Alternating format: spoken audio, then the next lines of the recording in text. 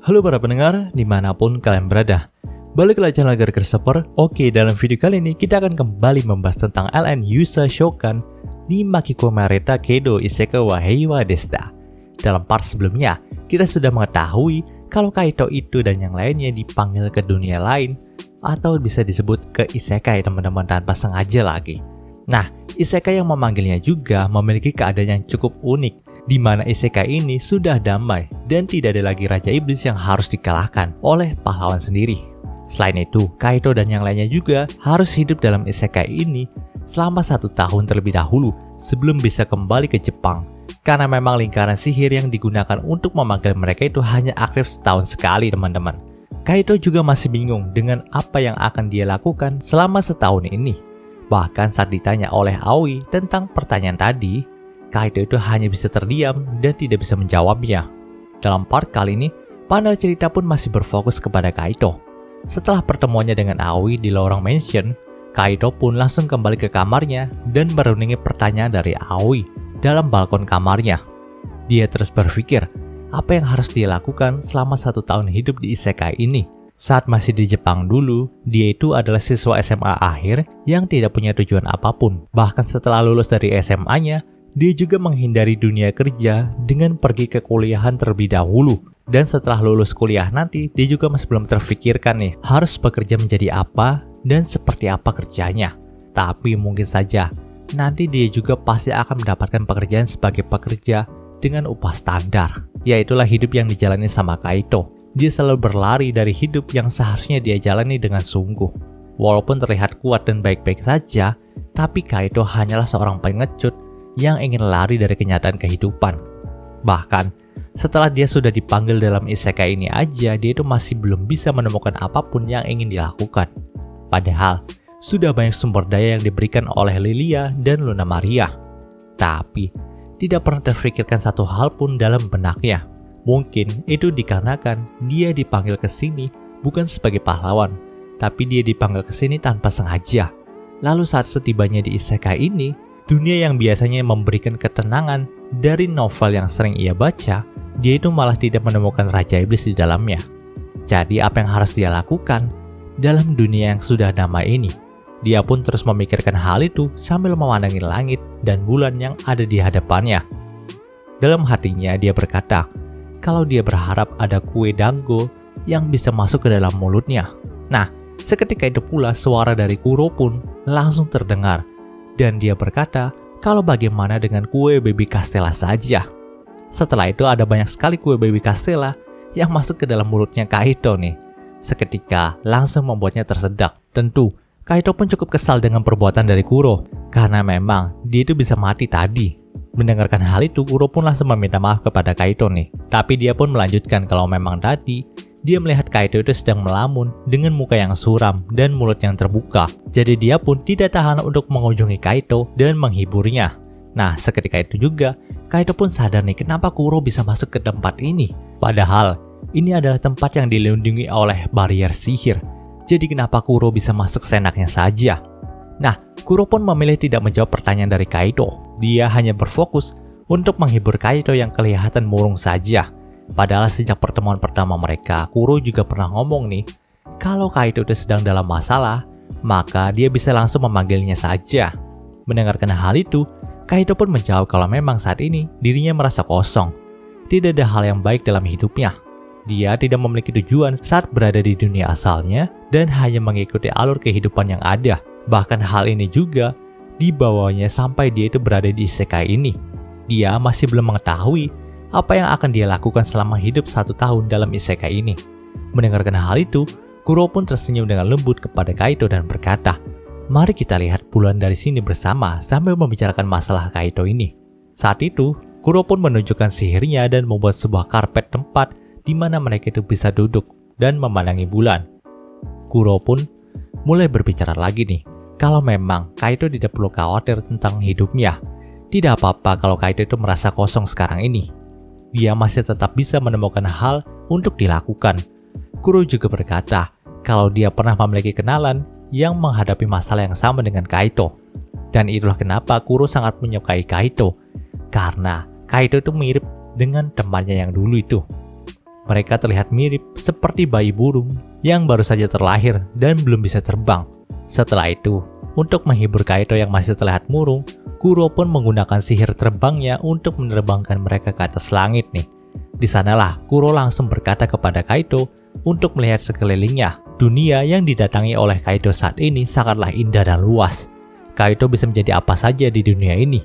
Kaito pasti bisa menemukan tujuan hidupnya dalam dunia ini. Kuro akan memberkati kunjungan Kaito dalam dunia ini. Panel cerita pun berpindah ke keesokan harinya. Tanpa disadari saat itu, Kaito sudah berada di tempat tidurnya dan melihat ke arah samping. Lalu dia pun langsung dikejutkan dengan pesan melayang yang sepertinya dibuat sama Kuro nih. Pesan itu berkata kalau dia akan mengunjungi Kaito lain kali. Setelah itu, Kaito pun langsung pergi ke ruangan makan untuk bersiap sarapan dengan yang lain nih. Ketika sudah sampai di ruangan makan, Kaito pun punya firasat nih kalau dirinya pasti akan ditanyai soal kejadian tadi malam. Karena memang saat berbicara dengan Kuro, dia itu telah mengeluarkan suara yang cukup keras. Tapi nyatanya dia tidak ditanyai sama sekali nih. Baik itu sama Lilia, Aoi, Luna Maria, dan Hina. Bahkan si Lilia juga mengaku kalau dirinya juga melihat bulan pada malam itu sama seperti Kaito. Namun nampaknya dia tidak melihat Kaito saat berbicara dengan Kuro nih. Dan nampaknya Kuro juga mengaktifkan sebuah sihir yang membuat keberadaan mereka itu tidak disadari oleh yang lainnya. Saat sarapan itu, baik Kaito, Lilia, Luna Maria, Aoi, dan Hina pun membicarakan banyak hal nih. Mulai dari segala percabangan ras yang ada di isekai ini. Ternyata nih Luna Maria memiliki seperempat darah manusia, seperempat darah elf, dan setengah darah iblis. Maka dari itu jika diperlihatkan baik-baik, Luna Maria memiliki kuping yang sedikit runcing. Lalu dalam isekai ini juga terdapat tradisi yang hampir sama seperti di Jepang, di mana banyak sekali orang yang akan mengunjungi kuil untuk meminta berkat dari para dewa ketika tahun baru seperti ini. Namun untuk para ras iblis, mereka itu memiliki sedikit tradisi yang berbeda, di mana mereka itu akan mempersembahkan beberapa makanan yang sudah ditentukan berdasarkan adat mereka untuk dipersembahkan kepada 6 penguasa alam iblis itu. Dan kebetulan nih, walaupun Luna Maria adalah percampuran dari 3 ras, tapi darah yang ada dalam Luna Maria itu lebih dominan ke arah ras iblis. Maka dari itu, dia pun terus mengikuti tradisi dari ras iblis ini. Setelah itu, obrolan mereka pun berlanjut nih ke masa lalu dari Lilia. Ternyata sebelum diangkat sebagai seorang Duke, Lilia adalah seorang komandan kesatria divisi 2 untuk kerajaan ini. Dan dia dikenal dengan kekuatan yang sangat kuat, walaupun bertarung dengan tangan kosong. Bahkan hal itu juga sudah dia buktikan ketika dirinya masih berumur 14 tahun dan sedang mengikuti turnamen para kesatria. Luna Maria bercerita saat itu pedang dari Lilia sudah dipatahkan oleh lawannya. Tapi herannya, Lilia itu bisa langsung menghajar lawannya dengan tangan kosong saja teman-teman. Berkat hal itulah calon tunangan dari Lilia yang tadinya sangat mencintainya malah menjadi ketakutan dan malah membatalkan niat pertunangan mereka. Nah, entah kenapa saat Luna Maria sedang menceritakan masa lalunya, si Lilia itu nampak tidak tahan dengan hal tersebut dan segera ingin menghentikannya. Ya, mungkin saja si Lilia ini malu untuk mengakui masa lalunya itu yang cukup memilukan sekaligus lucu juga sih. Dan memang, nyatanya sejak hari itu, Lilia sangat sulit sekali untuk menjalin hubungan dengan seorang pria. Yang mungkin para pria juga udah pada takut ngelihat si Lilia ini. Panel cerita pun berpindah keesokan harinya. Saat itu Lilia dan Luna Maria pun menunjukkan satu hal spesial yang tidak akan ditemui oleh Kaito, Aoi, dan Hina dalam Jepang nih. Itu adalah sebuah sihir.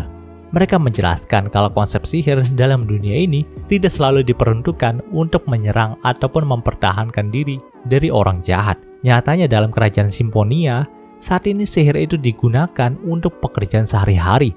Ada banyak sekali pekerjaan yang bergantung kepada sihir dalam kerajaan ini. Jadi jika semisal Kaito, Aoi, dan Hina itu berminat, maka mereka itu akan menyediakan instruktur sihir untuk Kaito, Aoi, dan Hina. Karena memang nyatanya sihir itu tidak bisa dipelajari secara instan. Dikatakan kalau umumnya manusia di sini bisa menggunakan sihir sederhana ketika sudah belajar selama 3 bulan. Itu pun harus dengan bantuan instruktur. Tapi nyatanya Lilia dan Luna Maria sudah memberikan banyak hal dalam kehidupan mereka di sini. Jadi mereka bertiga pun menolak untuk diberikan instruktur sihir. Namun sebagai gantinya, Luna Maria pun memberikan banyak sekali buku sihir yang bisa dipelajari oleh mereka bertiga.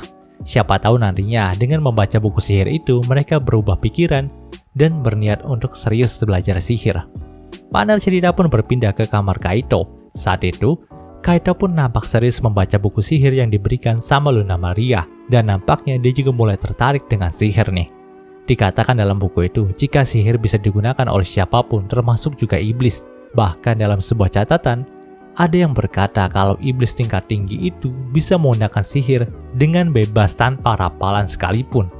Nah, di sini Kaito pun ingat kalau dia pernah lihat nih si Kuro itu pakai sihir tanpa rapalan. Jadi bisa dibilang Kuro yang selama ini mengobrol santai dengan Kaito adalah iblis tingkat tinggi. Setelah itu, terbesit di pikiran Kaito kalau memang Kuro ada di sini, maka mungkin saja dia bisa mengajarinya soal sihir. Saat memikirkan hal itu, tiba-tiba aja Kuro pun langsung datang ke hadapan Kaito nih. Ya, entah kenapa memang nih, Kuro itu selalu saja datang di hadapan Kaito jika Kaito itu sedang membutuhkan dirinya. Di sini, dia itu nampak melihat kegelisahan dari Kaito soal sihir.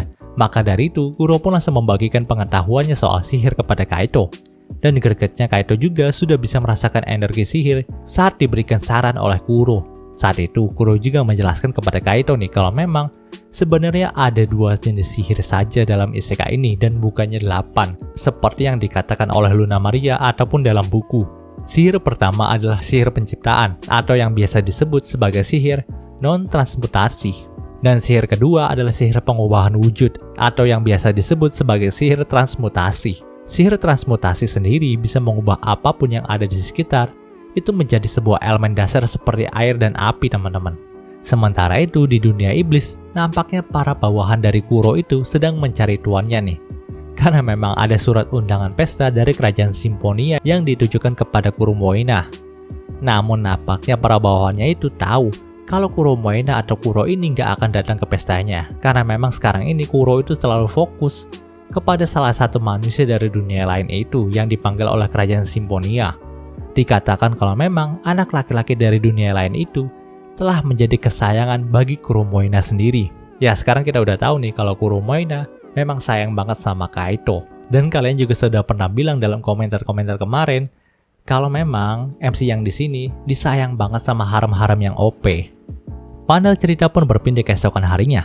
Saat itu, Lilia dan Luna Maria pun memberikan surat undangan khusus kepada Kaito, Aoi, dan Hina untuk berpartisipasi langsung ke pesta yang diadakan oleh kerajaan Symphonia. Tapi gregetnya saat Lilia membacakan surat itu, nampaknya saudara laki-lakinya itu atau sang raja dari Symphonia tidak menyebutkan nama Kaito dalam surat undangannya. Ya, tentu aja hal itu membuat Lilia jadi marah dan hampir saja ingin membunuh sang raja dari Symphonia itu sebagai penebusan kesalahan. Tapi untungnya hal itu langsung dihentikan oleh Luna Maria yang sigap menahan nyonya besarnya itu. Namun di sini secara diam-diam Luna Maria juga berkata kepada Kaito nih kalau memang Kaito tuh harus memaklumi tindakan ini.